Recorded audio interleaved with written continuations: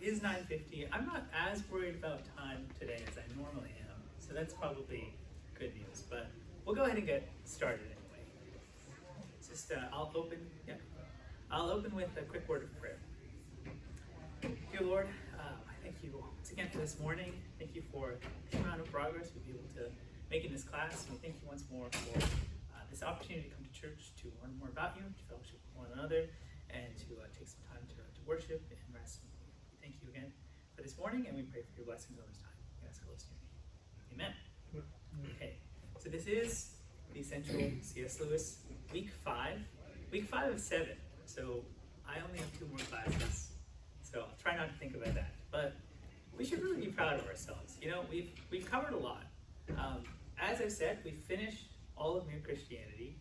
I had to speed through book 4 a little bit, but hopefully, we now have a sense of Lewis's method, his argument, kind of his style. This next 3 weeks, we're going to be talking about Lewis's fiction. And as I've been hinting, this is where my soul really lies in terms of Lewis's work. I love his fiction. I think sometimes I look at his nonfiction as like required reading to appreciate the fiction, but I think that's certainly my favorite part of him. Interestingly, Lewis always wanted to be a poet. From when he was a kid, even before he was a Christian, he really looked up to poets, and he always wanted to be, like a Milton or a Yeats or something. He found out pretty early on he wasn't great at it, so we have a lot of his poetry, and it's sort of used in different ways. He didn't get famous for becoming a poet, but I think he still really was influenced by the great poetic works of literature, especially of Christian literature. And so I think that his fiction allows him to exercise some of those muscles. So this is going to be a little bit of a different Lewis than you might be used to if you've just read his prose works like Mere Christianity and the like. Okay, I want to get into what I'm calling Lewis's fictive techniques. What sort of techniques and methods does he use when he's writing fiction? Let's see, I think we already talked about some of Lewis's fiction that we might have heard of in the first class, but we'll get into that. So the first technique is the relationship between a fictional work and a non-fictional work. But they tend to go together sometimes. So the most obvious example is Mere Christianity and Screwtape Letters. I think that if you just finish Mere Christianity and you go into Screwtape Letters, you won't see him repeating himself, but you will see him discussing the same topics, the same types of sins and virtues and situations, but from a different angle, right? Now he's talking obviously from the devil's point of view, from Screwtape Letters, but he does this a lot in his fiction, where in his nonfiction, he'll put out some concept, some theory, some theology, and in his fiction, he'll have characters encountering those situations. So you kind of get to see what something practical like a theory, something abstract like a theory looks like when it's put into practice. So I think that Screwtape Letters and Mere Christianity, they were written probably at the same time.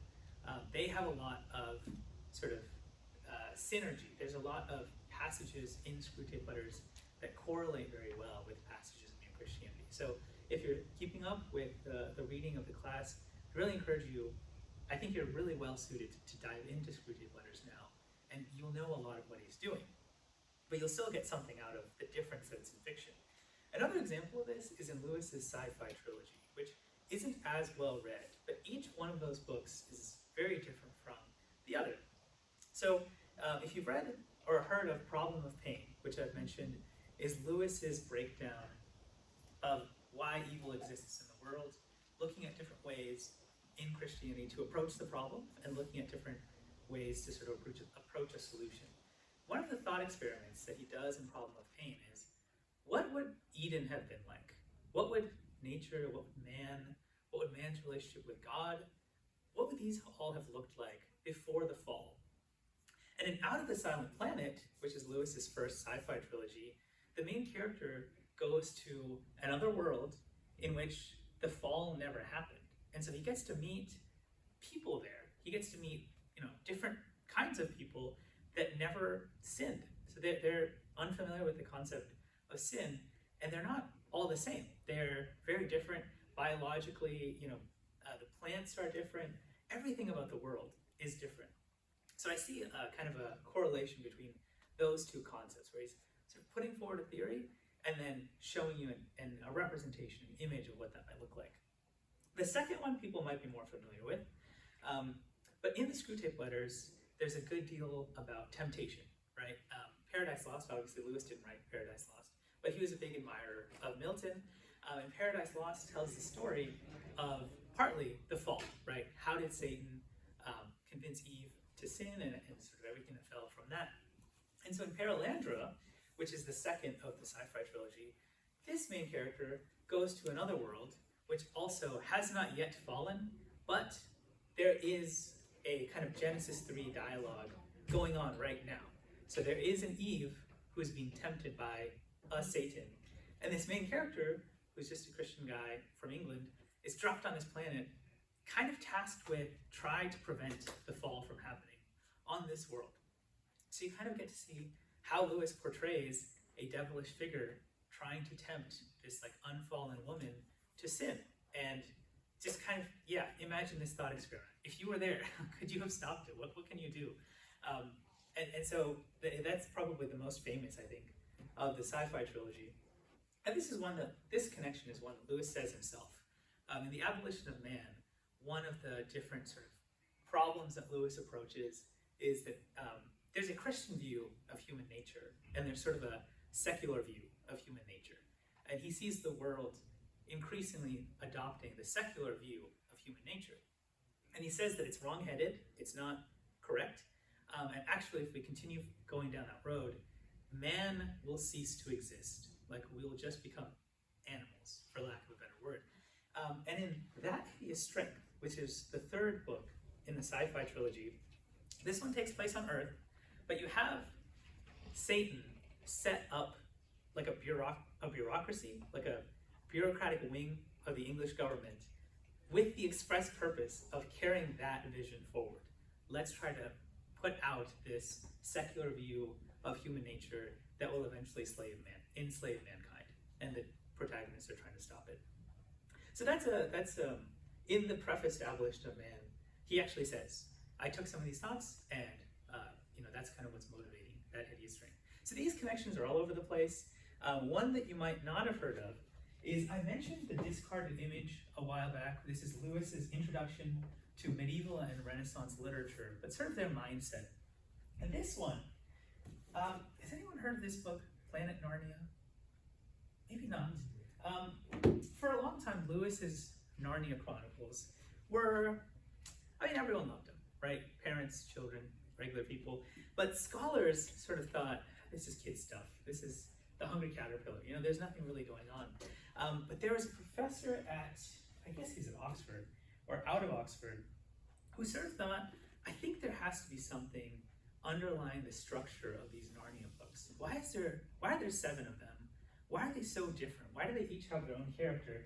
And he took the chapter in The Discarded Image, in which Lewis talks about the 7 planets. Now, in the medieval Christian mindset, they placed a lot of importance on the planets.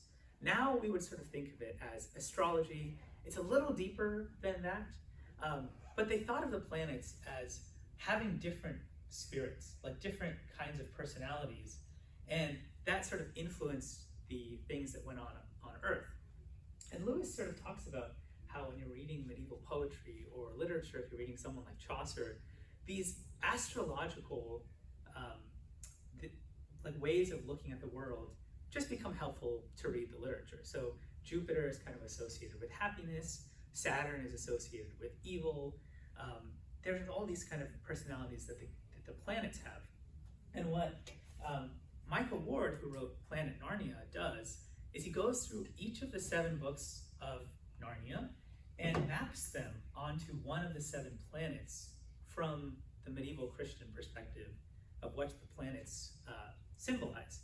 So this is probably, I think this book came out in 2010, and it's probably the only serious scholarly work on Narnia, but it sort of revitalized the scholarly excitement around Lewis, because something that was previously thought to be sort of for children, just kind of a pastime, it really had something of weight behind it. This is the kind of thing that scholars get excited about. But you can kind of see that Lewis has these interconnections between his fiction and his prose. That's why, again, I say this, that I think if you just read one side of the column, you're sort of missing out. You're not going to be able to pick up on something like the Planet Narnia connection if you only read Narnia, right? You kind of need to know the whole man. And I just think that it's very rare to have an author who's accomplished at both, right? It's great to have people that can do art, but sometimes when you ask artists what they think, they don't sound as intelligent as you might have thought if you hadn't asked them. And sometimes vice versa, right? If you have these philosophers, theologians that maybe can't turn a phrase, or they certainly couldn't write a short story to communicate their vision. So I think I've always been fascinated by Lewis's ability to do both, and I think this is part of it. Okay, I spent a little bit of time on that one. The second technique, as I said, we're going through Lewis's fictive techniques. How does Lewis approach fiction? The second one is one I'm calling restoration. We talked about this a little bit, but I'm going to read you a quote from an essay Lewis wrote called "Sometimes Fairy Stories May Say Best What's to Be Said," which is my favorite title of an essay ever.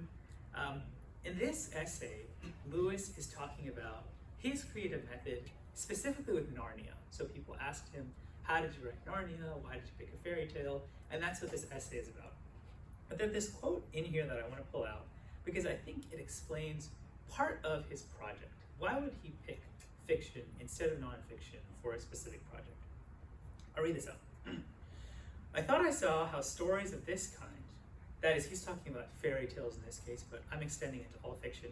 I thought I saw how stories of this kind could steal past certain inhibitions, which had paralyzed much of my own religion in childhood. Why did one find it so hard to feel as one was told one ought to feel about God or about the sufferings of Christ? I thought the chief reason was that one was told one ought to. An obligation to feel can freeze feelings, and reverence itself did harm. The whole subject was associated with lowered voices, almost as if it was something medical. I think he's describing a plight that many people can relate to, especially ones that grew up in the church, maybe have been hearing Jesus died on the cross for your sins, Jesus loves you, all their lives. And what he's going to say is it's a mistake to try to force feelings of affection. But because something is so familiar to us, we kind of know that there's a lack. We know that this sacrifice really is so great. So what can we do about it? But supposing that by casting all these things into an imaginary world, stripping them of their stained glass and Sunday school associations, one could make them, for the first time, appear in their real potency. Could one not thus steal past those watchful dragons? I thought one could. So we talked about this a little bit in the last week, but England during this sort of time that Lewis is alive considers itself still based in Christian culture. So they're not thinking of themselves as ignorant about what the Bible says. To them, it's boring. We know that stuff. Our grandparents believed it. It's lame. It's kid stuff. And so what Lewis was saying was, it's becoming less and less effective to just tell people Christian doctrine, because you come against these watchful dragons, right? Which is their own sense of pride, maybe their own unwillingness to listen to you. But you can kind of come in through the back door. If you take the doctrines, take the truths, put them into this imaginary world, and present it to them in a new way, you have this chance of getting by those barriers. And it's not a trick, because Lewis is talking about this as being effective to himself. So he's saying, even I, as a Christian, I want to appreciate the sufferings of Christ, but I have these difficulties just getting through it because I know the story so well. And he's assuming that his Christian audience also can relate to this. So I'm calling this restoration because there's something of potency in a story like the resurrection. If that's lost on us, that's a problem of the flesh, right? But Lewis thinks that by taking that story into fiction and re-presenting it to us and allowing us and allowing really the Holy Spirit in us to make those connections in a new way, we might give the story back some of the potency that we've caused it to lose. So that's part of, I think, his technique. Another technique, and this is more of a motivation, is what sometimes he calls joy, what last week we talked about in Mere Christianity as the hope of heaven. So these quotes are from Surprised by Joy, his autobiography. All joy reminds, it is never a possession, always a desire for something longer ago, or something further away, or still about to be.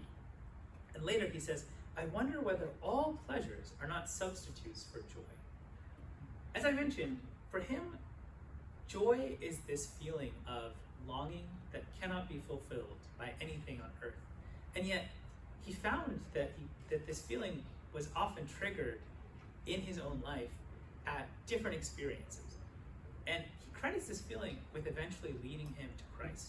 And once he became a Christian and learned the gospel, he identified that feeling as a yearning for heaven. And that's why it's so present in us, because God intends for us to be with him in heaven. And that's why nothing on earth can satisfy, because the object of that joy is in another world. So I think that something like this for Lewis, it's very personal, it's very emotional, it's very moving. I think that he does an excellent job, honestly, of capturing it when he's just talking about it autobiographically, but I think he does an even better job when he puts this feeling, this motivation in fiction. And we talked about a few examples of how he does that last week. Final thing I'll just say, and I mentioned this with the medieval Renaissance, with the discarded image a little bit, but some of the best works of Christian literature were during this time.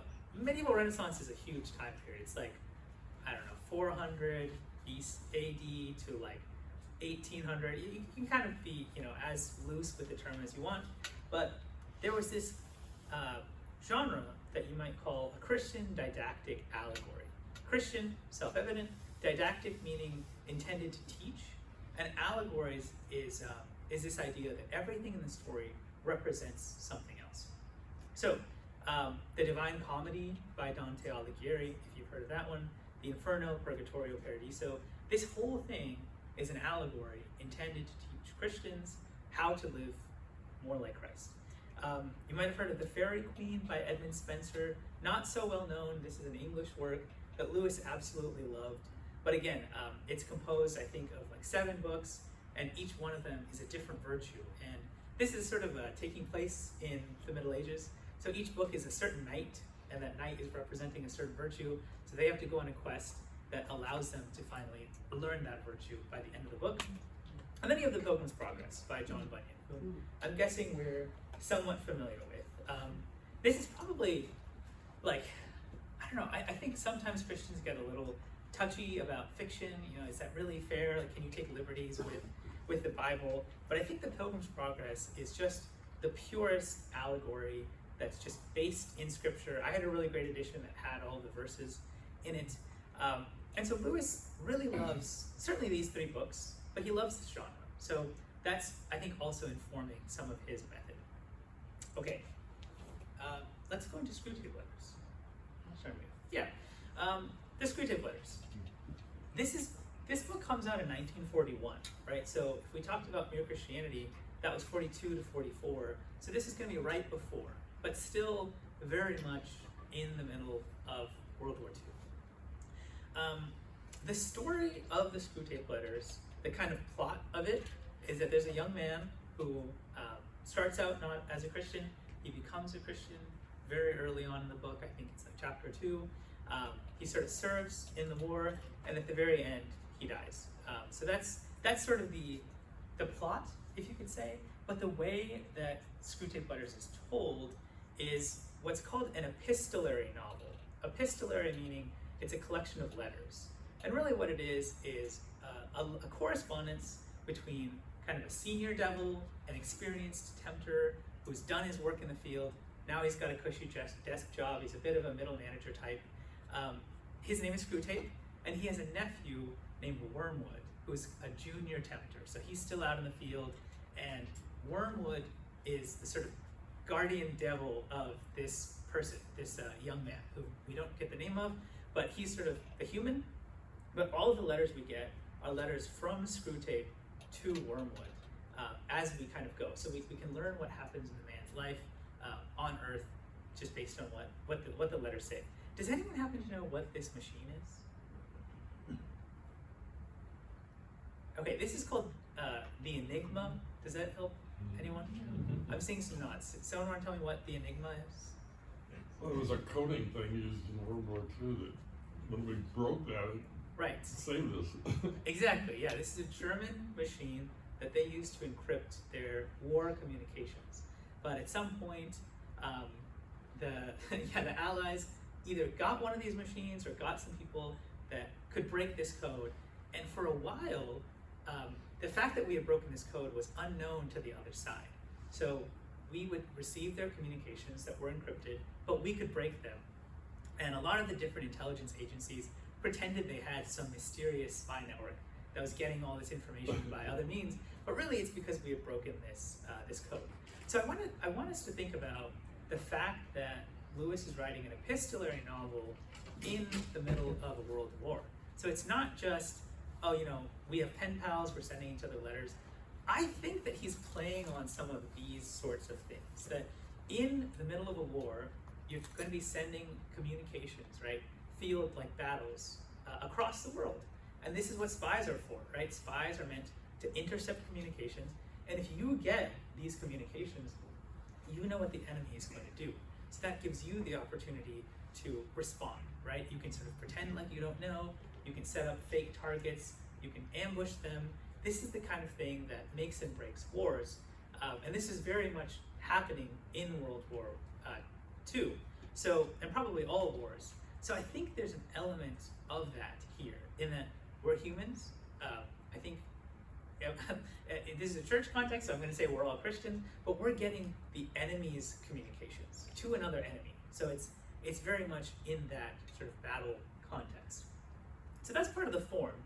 And I want us to think about this form going forward. When I say form, I mean the way in which the story is told.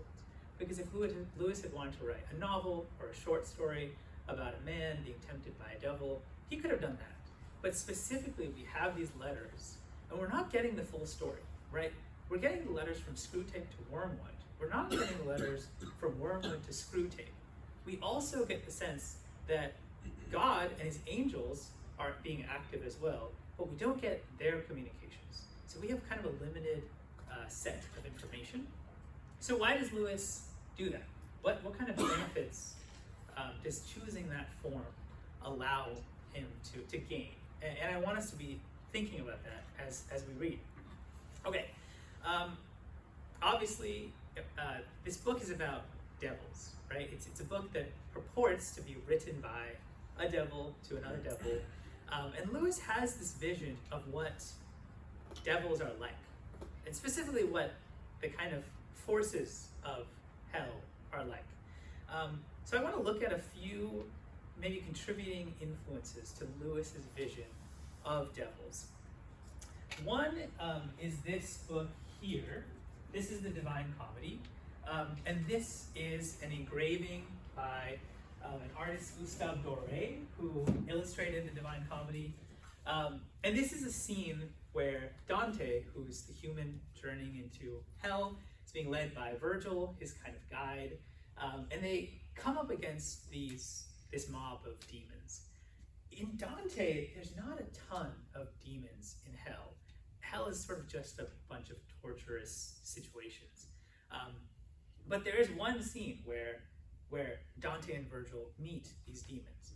Now, Dante has been given express permission by God to go down into the Inferno, just basically to learn something, to learn about virtue and to kind of learn about the consequences of sin. So he's allowed to be there, but everyone knows that something's wrong. Basically, because Dante's not dead, everyone immediately knows, yeah, you're an intruder, something's wrong here. And so what you're seeing here is these devils that don't have any jurisdiction to torment Dante like they have everywhere else. But that's not preventing them from getting up in their faces, right? From threatening them, from just trying to do anything they can to upset Dante or sort of trip him up. Later on, you see that one of them is leading and kind of says, okay, yes, I know we're not allowed to touch you, but we're not going to like it. We're kind of going to glower menacingly at you the whole time. And later, Dante asks one of these devils, oh, can you bring me someone at this level of the Inferno so I can talk to them, kind of hear about their lives? The devils are very reluctant to help. And at one point, they start fighting each other. And there's no real reason to it. So one thing about the devils in the Inferno is they kind of have certain roles, right? Each devil is kind of given a certain level of jurisdiction, but they're always bucking at that. They're not happily performing their duty, and they're just mean and kind of dumb sometimes. They're constantly biting at each other. There's really this sort of chaotic degree of organization to the Inferno. So I think that is influencing Lewis's devils a lot. As you see, as I said, Screwtape is kind of a middle manager type. So Lewis has conceived of hell as kind of a bureaucracy. That's an intentional choice, right? The idea that hell has a kind of hierarchy, kind of an org chart. And Lewis kind of, he does this. He calls God, from the perspective of Screwtape, the enemy. And Satan is our father down below. And the org chart, instead of called the hierarchy, it's called the lowerarchy. So everything is an inversion of hell. But this kind of chaos, the idea that there's this sort of riotous, rebellious instinct in all of these devils that's just barely being restrained, is present in the Bible, as we'll get into. But I think Dante does a really good job, and Lewis, being a lover of the Divine Comedy of Dante, I think would have been greatly influenced by that. But I want to look at a couple of verses that give us an insight into demons. Now, before we get into the verses, demons are evil, right? The devil is evil. So I think that's going to be our fundamental starting point. And Lewis doesn't have any misconceptions about that. That's kind of basic. The only reason I mention it is nowadays there is this very fashionable idea that, well, the demons are really the good guys, right? Satan, he's just kind of unjustly treated. And Lewis is aware of this. If we read something like Paradise Lost, Milton, I think being a pretty ardent Christian, is portraying the devil as a bad guy. But there was this very famous way of reading Paradise Lost as if Satan was the protagonist. And most literature classes nowadays, generally the professors I've heard, they like this theory more. They like the idea that the devil is really this kind of anti-hero that's been unjust. But Lewis is not, he doesn't respect that opinion very much. For him, devils are evil. So that's where we start. But let's read this section. This is from Matthew 12, 22 to 28. Then one was brought to him, that is being Jesus, who was demon-possessed, blind and mute. And he healed him, so that the blind and mute man both spoke and saw. And all the multitudes were amazed, saying, could this be the son of David? Now when the Pharisees heard it, they said, this fellow does not cast out demons except by Beelzebub, the ruler of the demons. But Jesus knew their thoughts, and said to them, every kingdom divided against itself is brought to desolation. And every city or house divided itself against itself will not stand. If Satan casts out Satan, he is divided against himself. How then will his kingdom stand? This is a very famous phrase from the Bible, right? A house divided against itself cannot stand. But I will say that when I read this as a kid, I sort of thought, well, he's Satan. So if he wants to cast himself, I don't know. Why wouldn't Satan do that? He's kind of evil, right?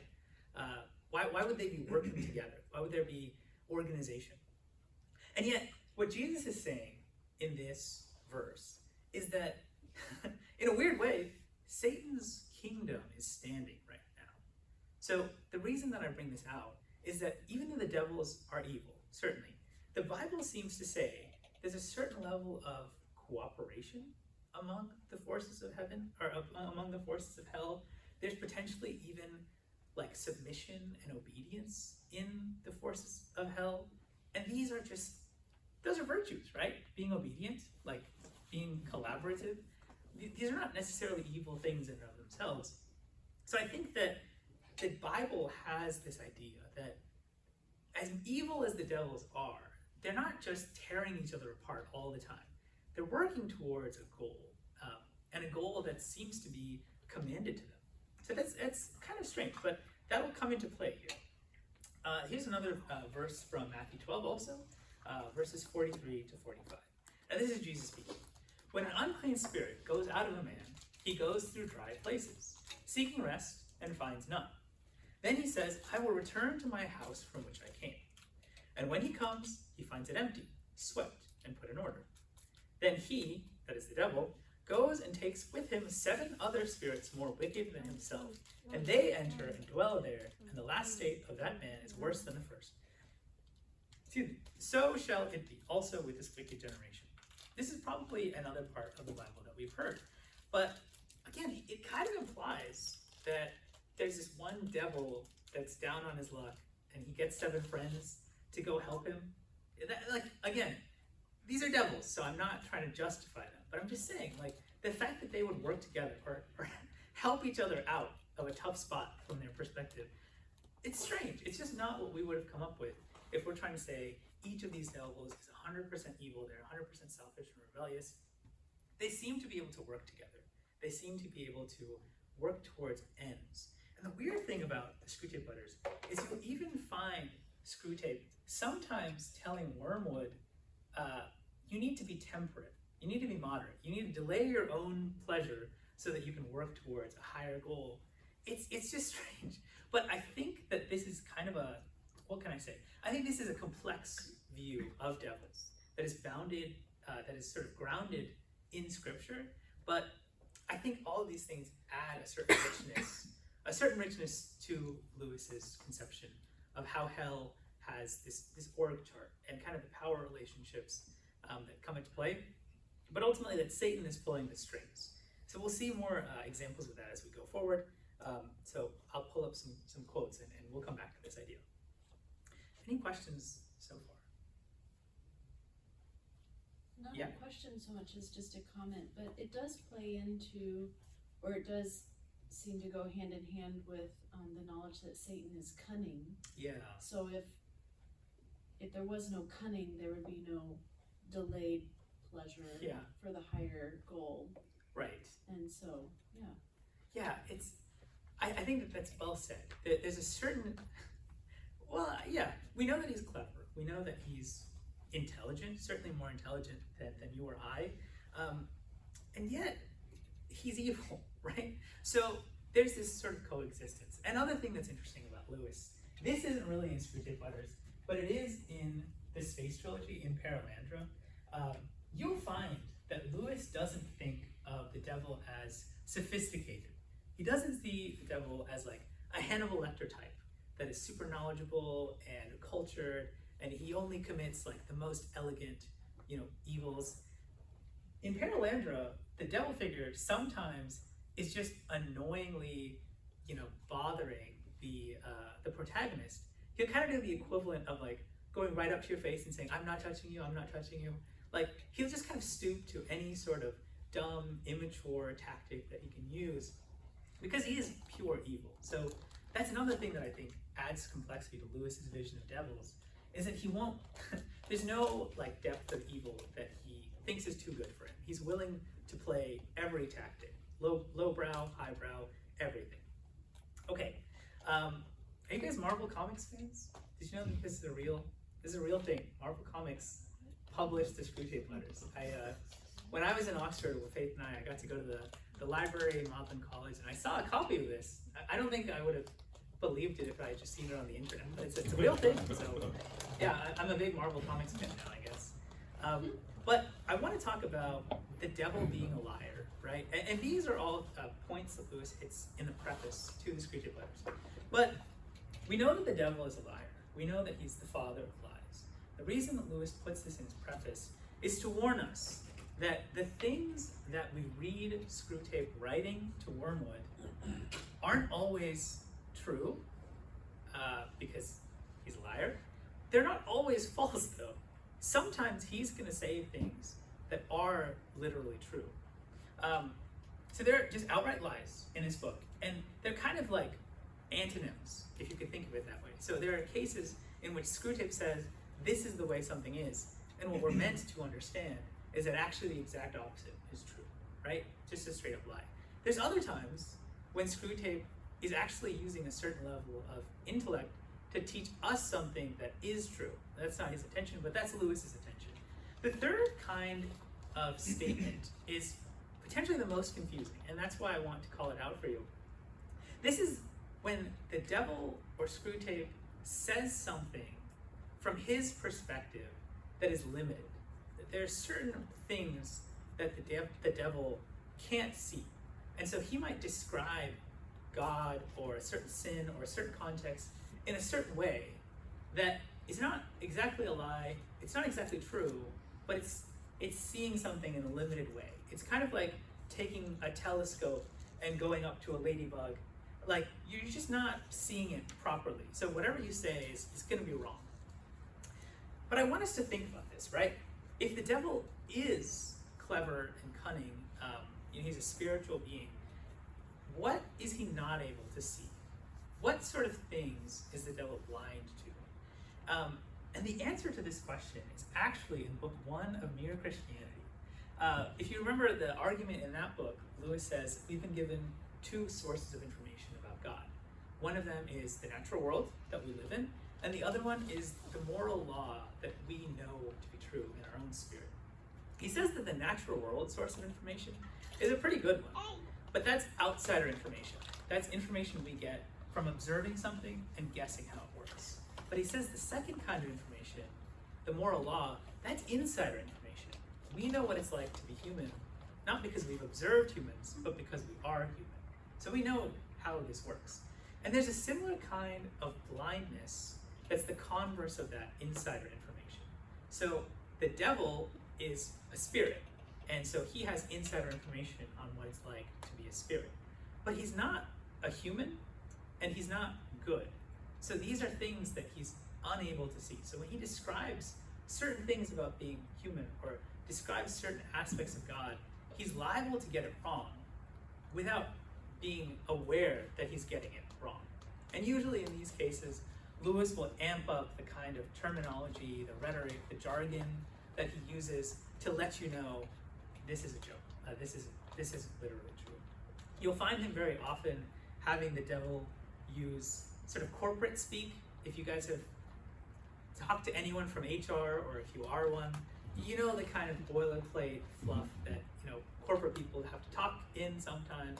And the other one sometimes he'll use is this kind of materialist, like techno-utopian language. Well, he'll say, there's this spiritual nature, but our intelligence, our lab guys are working on it. So we'll come up with something soon enough. We haven't done it yet, but just give us some time. Okay, that's kind of all the background information I had on the Screwtape Letters. I'm not going to be going through this chapter by chapter like I did with Mere Christianity.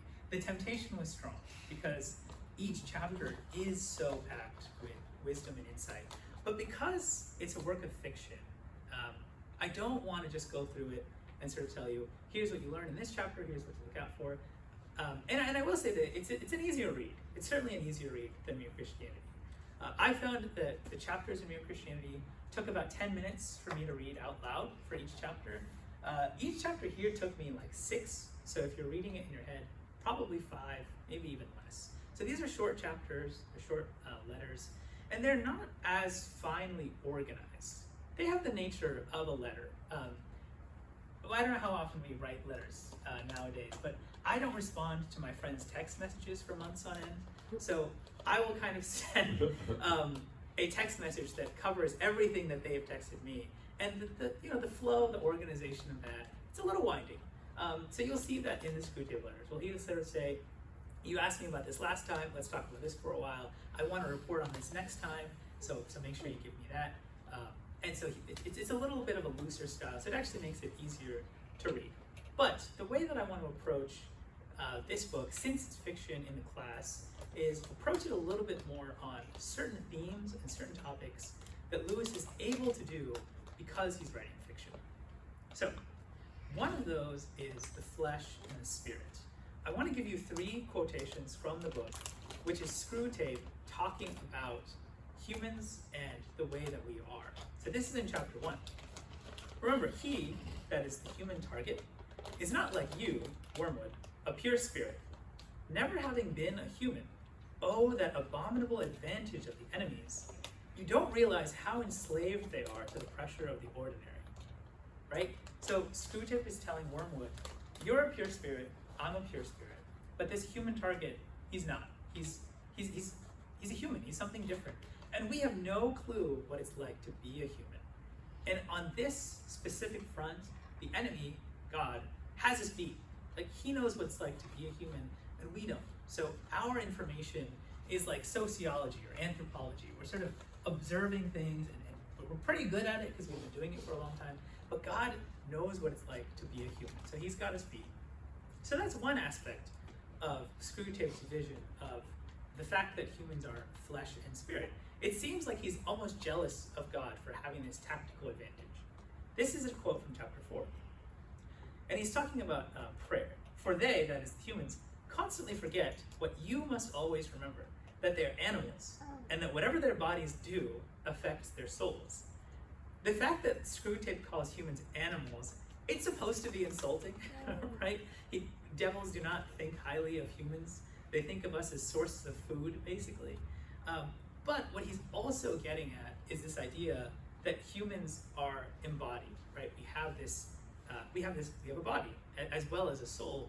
And this is actually one of those things where he's being insulting, but he's telling us something that's actually true, that our bodies and our souls are connected, right? It's wrong for us to think of our bodies kind of doing their own thing, our souls doing their own thing.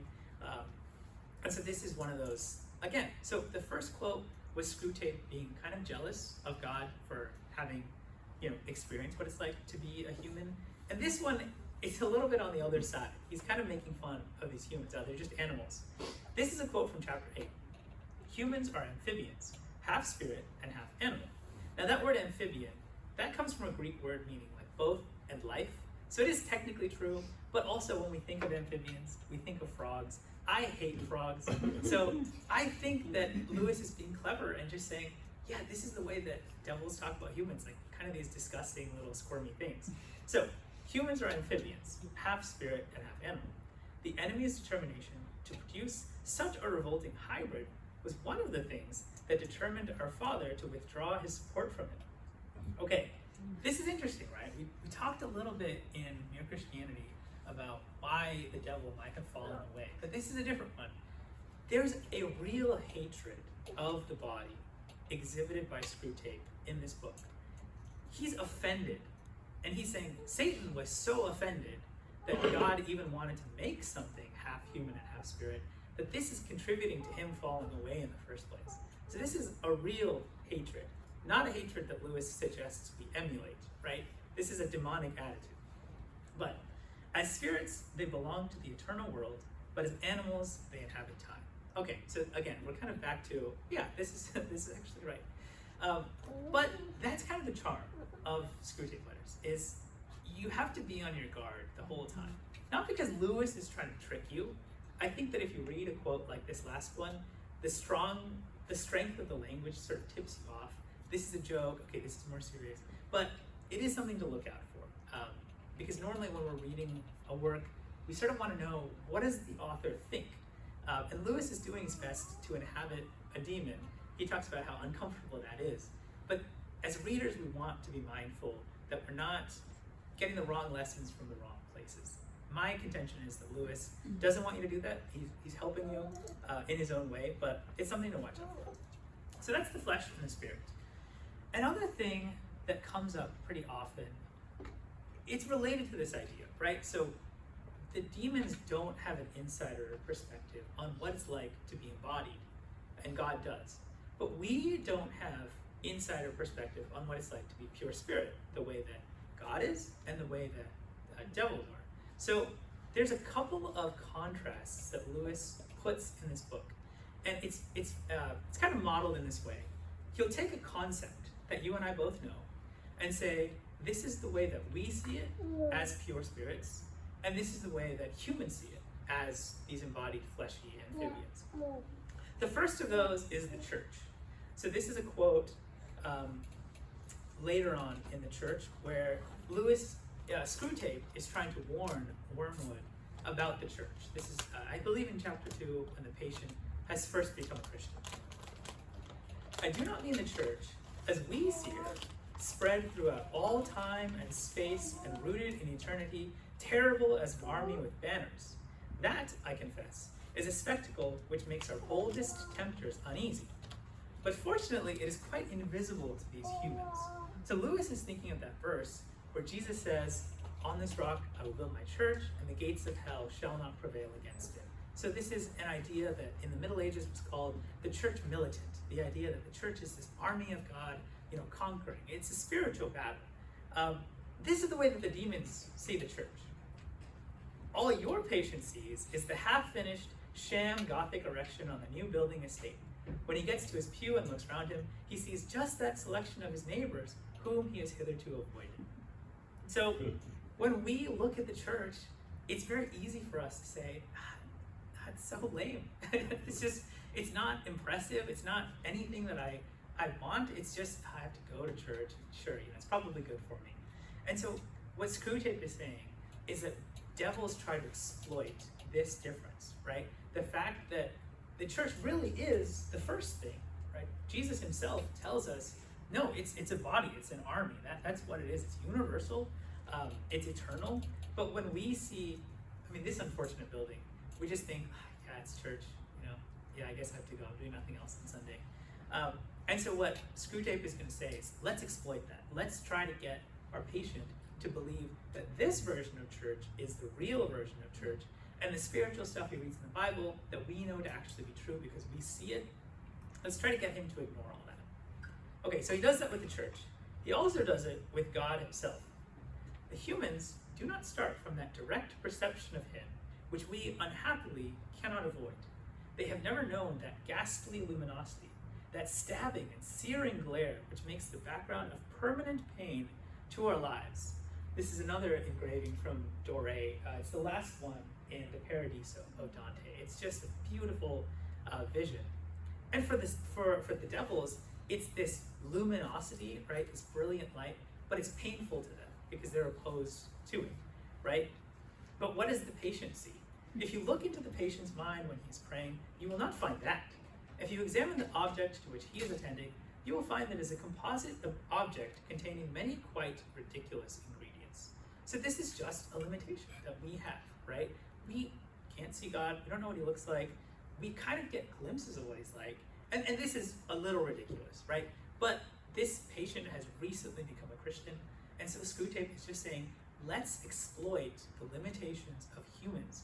They're unable to see the spiritual world. They don't know how great something is. They don't know how terrible something is. We do, but let's keep this image in their minds because this image is pathetic. It's ridiculous. Finally, I want to get to this idea of the devils themselves, right? Lewis, as a Christian, believes that the devil exists, but in chapter 7, Screwtape is asked by Wormwood, should we make the patient believe in devils or what's going on here? So, this is a quote from chapter 7. "I wonder, you should ask me, whether it is essential to keep the patient in ignorance of your own existence. That question, at least for the present phase of the struggle, has been answered for us by the High Command. Our policy, for the moment, is to conceal ourselves. Of course, this has not always been so. We are really faced with a cruel dilemma. When the humans disbelieve in our existence, we lose all the pleasing results of direct terrorism, and we make no magicians. On the other hand, when they believe in us, we cannot make them materialists and skeptics." So this is, I think, pretty well documented, right? But Lewis has sort of converted this into an intentional strategy from Satan, from high command, right? That there are times, maybe places, in which the existence of devils is kind of unquestioned. Of course they exist. This is what we read in the New Testament, right? But now it's sort of ridiculous to believe in something like the devil. I want us to pay attention to this high command, right? Screwtape is telling Wormwood, look, you might have some ideas of your own, but they don't matter. We take our orders from, I guess, the guy down below. So we have to stick to that. That's another example of that obedience and kind of lowerarchy, I guess, that I was talking about that Lewis places in the devils. But he's saying, you don't have to worry about it. There's sort of advantages to us both ways. He calls it a cruel dilemma that we can't sort of trick humans doubly. We have to pick one or the other, but that's the way that it goes. Continuing. But in the meantime, we must obey our orders. I do not think you will have much difficulty keeping the patient in the dark.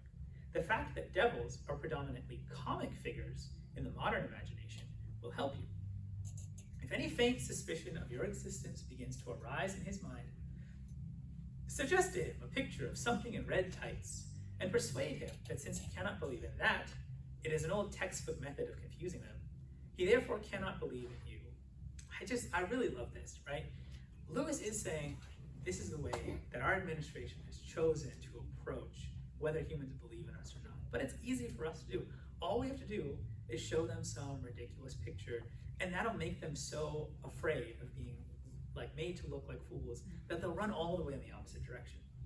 And you will find this still held pretty often, right? There's a political commentator I used to follow that called Christians people who believed in zombie Jesus because we believed in someone who came back from the dead.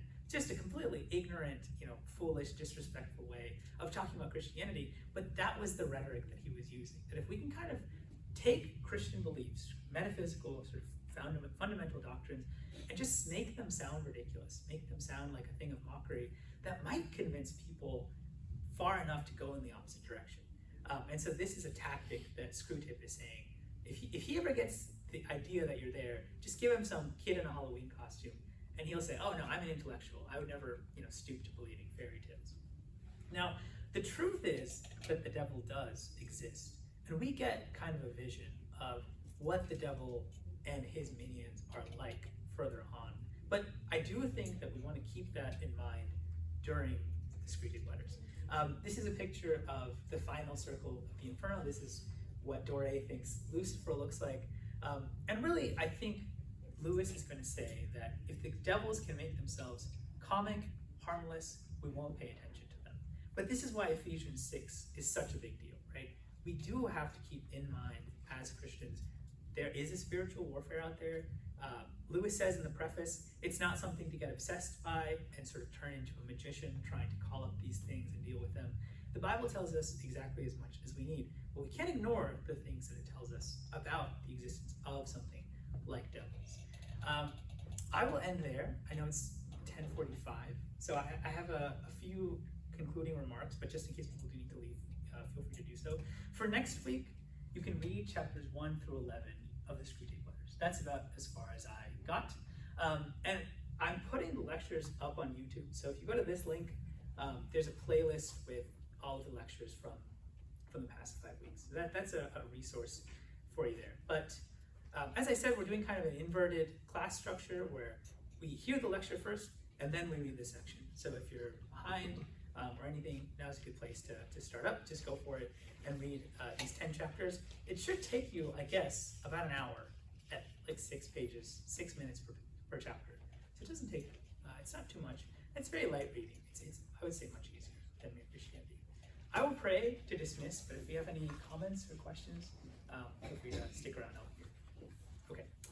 Dear Lord, I thank you once again for this time. Thank you for how you've inspired Lewis and other Christians to try to convey some of the truths in the Bible, the truths of the Christian life in these different ways for us. Lord, we thank you for the Bible itself as our fundamental grounding of the truth, and we thank you for these contributions that other Christians have brought to try to encourage us along the way and to reveal to us more about yourself. So we thank you for this time, and we pray for the rest of our morning, Lord, that we would worship you in spirit and truth. We ask all this in your name.